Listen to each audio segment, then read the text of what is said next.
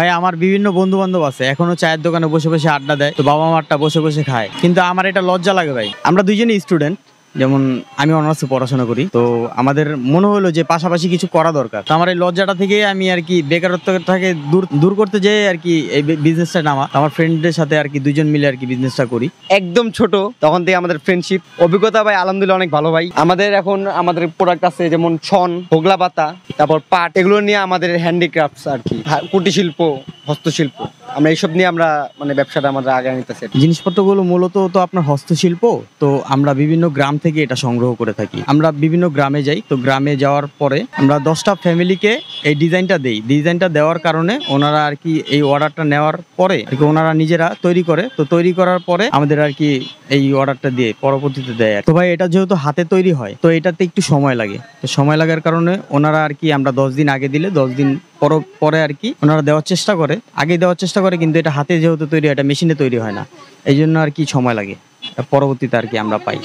আগে ভাই আমাদের বাহির থেকে ইম্পোর্ট করতে হতো, তো এখন বর্তমানে যেহেতু আপনার বিভিন্ন গ্রামগঞ্জে জিনিসটা পাওয়া যায়, তো এখন আমরা যেমন আগে আপনার এই মিররটা 2500 টাকা 3000 টাকা বিক্রি হতো, কিন্তু এখন আমরা এটা কমে দিতে পারতেছি, কারণ এটা আমাদের হাতের নাগালে পাওয়া যায়, এখন গ্রামে এটা তৈরি হয়। এই জন্য আসলে ভাই আমরা এখানে আর কি আড্ডা দিতাম, তো আড্ডা দেওয়ার পরে এখানে দেখলাম অনেক রকম দোকান আছে হ্যান্ডিক্রাফটের, এই যেই দোকানগুলো, তো এখান থেকে আর কি পরবর্তীতে আমরা যখন কলেজে ওঠার পরে আর কি আমাদের মনে হলো যে নিজেদের কিছু করা দরকার, তো এখান থেকে ইউনিক কিছু করা দরকার। তো আমরা এই দোকানগুলো দেখে আর কি ভালো লাগার পরে আমরা আর কি তাদের সাথে ভালো সম্পর্ক থাকার কারণে আমরা তাদের সাথে কথা বললাম এই প্রোডাক্টগুলো কোথা থেকে আনে, কিভাবে আনে। তো আমরাও গিয়ে ঘোরার পরে আমাদের প্রোডাক্টগুলো ভালো লাগলো, তো ভালো লাগা থেকে আর কি এই দোকানটা দেওয়া। তো আর এমনি তো ফ্যামিলিতে একটা প্রেশার থাকে সবসময় যে এত খরচ, নিজের পকেট খরচ, তারপরে আপনার ভার্সিটি খরচ আছে, তো এখান থেকে আর কি নিজেদের কিছু করা দরকার, তো সেখান থেকেই আর কি এটা শুরু করা হলো আর কি।